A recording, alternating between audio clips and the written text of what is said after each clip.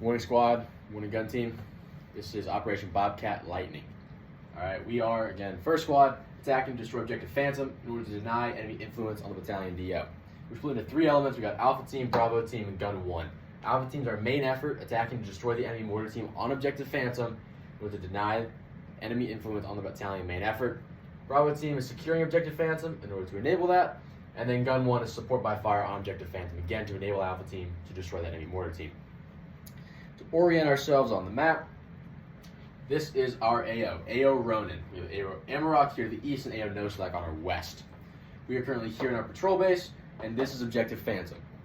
We also have objective Ghost and objective Reaper, right? To orient ourselves, like on the map itself, we've got 31 northing in the south, 37 northing, 10 northing, and 10 easting, and 17 easting. To physically orient ourselves, we have this mountain range here in the east, the Bainin River in the west, Route Camaro here, which is going to curve around to stop us in the north, and then we have this village and the canalization here in the south.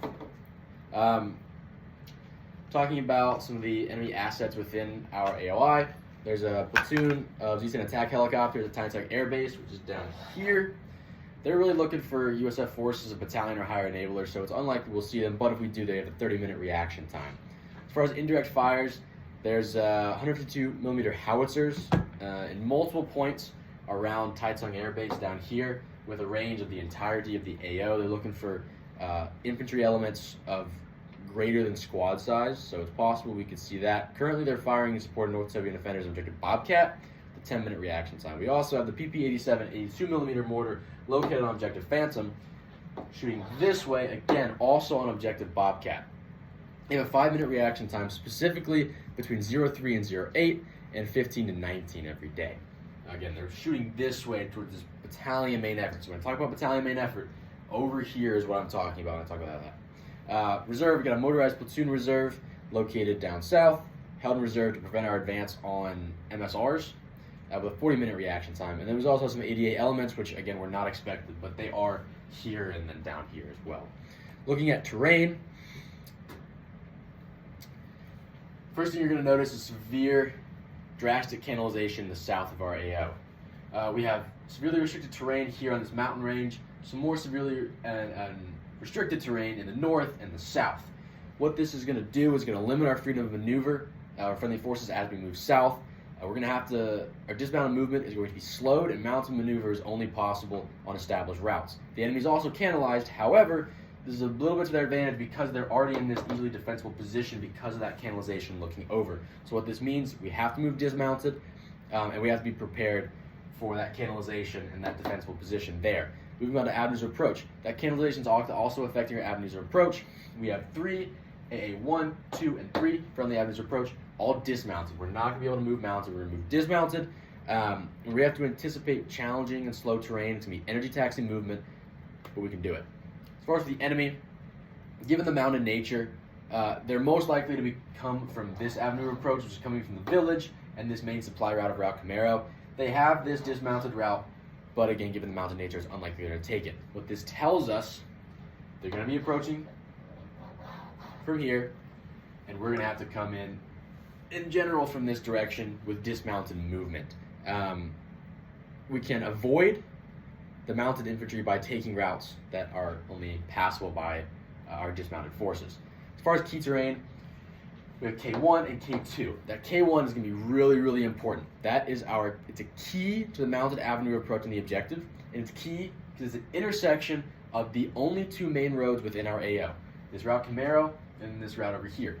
Key sustainment routes. Key to the enemy mission because they're shooting a lot, right? They're shooting twice a day. They're shooting quite a bit of rounds. They need to get resupplied. That's key. That village is key to maintaining control of the south part of the AO and maintaining that key terrain. As far as observation, it's densely vegetated, varied elevation, resulting in some pretty poor observation in fields of fire, with the exception of the North Korean forces fortified on objective Phantom. They're on a high point, able to see quite a bit. You're going to notice this inner visibility line here. They can see down because they're up. If we're anywhere here, we can't see them, they can see us. Remember that. Down here, because it's sloping up to the objective. what the dense vegetation does is it makes them unable to detect limited dismounted movement, right? So what we can do is we can maximize the masking effects of the vegetation and the undulating terrain, IV lines, and microterrain to avoid detection. As far as concealment, that concealment from the same dense vegetation covers limited to microterrain. We're not going to have much in the way of cover, and it's really the same takeaways that we had earlier. What we can do is really maximize that terrain to minimize our patrol signature and avoid becoming vulnerable to IDF and direct fires from the lack of effective cover, right? So we need dispersed, dismounted movement utilizing that terrain. Looking at weather now. Visibility is decreasing throughout the week, moonrise and moonset becoming later and later each day. Precipitation, high levels of precipitation, wind is pretty negligible, we don't need to worry about that. On the day of the operation, we're looking at 75%, greater than 65% chance of rain every single day. Cloud cover, very heavy, 98% at least every day, 99% of the day of operation. Looking at high temperature and high humidity. What all of this means, visibility decreasing throughout the week, right? Pretty poor visibility, especially at night, right? Because that moon is rising and setting later and later and later. So for that enemy, reduced visibility between the hours of about 19 and 01 on the 29th of August and between 19 and 02 on the 30th of August, the day of our operation. This is providing us with a bit of an advantage. It's much harder for them to see, which is good because when you look at that temperature and humidity, we're going to have to operate at night. It's going to be too hot to operate during the day. Utilize the nighttime, slightly cooler temperatures, bring water. You're going to have to move a little bit slower, but we can do it. Cloud cover, same thing. Reduced visibility, negatively affecting the enemy. That's a plus for us, right? Remember that. It's a plus for us. We want low visibility. So key takeaways, operating at night and moving quick. So moving on. This is what we're facing at the company level. You can see this augmented platoon with a recon and mortar squad, recon squad and a mortar team. What that's really looking like, we have this platoon occupying this terrain in the western part of the AO. We have this mortar team on Objective Phantom disrupting this battalion main effort here. We have this recon squad screening there, right? We boil that down to the platoon level. We're facing the same things, but we can see a little bit more a narrow picture. We've got this squad occupying this terrain near the village. We have this squad disrupting out Route Camaro. Like we said, that's very important to their sustainment routes, right? They need that. They're disrupting there. We have this squad controlling the key terrain of that intersection and the town near Objective Phantom. We really have to worry about that and, like I said, the screening of the squad.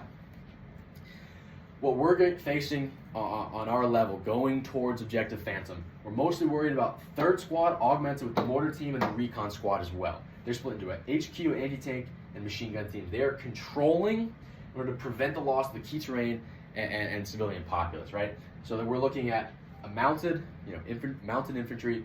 So they've got a CSK-41 with a QJZ-89. That's our striker with an M2, right? They've also got this AT4 and MT249 equivalents with this mortar. Now, again, they're controlling that road intersection because that loss is severely going to degrade their ability to maintain control of key sustainment routes and that civilian populace. The HPTL, that mortar, super important for a disruption of the battalion main effort. Looking down at the recon, we're looking at 3 teams screening to provide early warning. What that's looking like, we're assuming they've done the same analysis, right? They're going to have identified these most likely avenues of approach. They're going to place their teams on those avenues of approach to provide that early warning. That's what it looks like. They're going to have the M249 and M10 sniper equivalents. Looking down, we can still see this mortar team on Objective Phantom and this squad here controlling. Zooming in on that, we're assuming the machine gun team is going to be securing Objective Phantom in order to enable our mortar team to disrupt, which is denying the battalion main effort here. We assume it's the machine gun team because of this most likely dismounted avenue of approach. We're assuming that the anti-tank team is going to be on the mounted avenue of approach here, which is that road intersection they want to control. They are controlling in order to prevent. We also have the HQ team, with that CSK, right? That CSK, the striker equivalent, also assumed to be here. Now, is it possible we could see the striker here? Yes, that's possible. This road is passable, but it's most likely to be staying down here on these mounted avenues of approach in the village. Again, the AT4 pointed at that mounted avenue of approach. So, They have safe access to dominant terrain. That's a strength for them. They're probably going to maintain pretty good situational awareness during the daytime. Movement and maneuver, they're not probably going to move. They're occupying that strong terrain. They're not going to move, which is good for us because we can expect them to be in that place, right? With that's consistent stationary target. Fires, they've got readily available IDF throughout the AO. They're going to use it. They want to use it. So what do we have to do?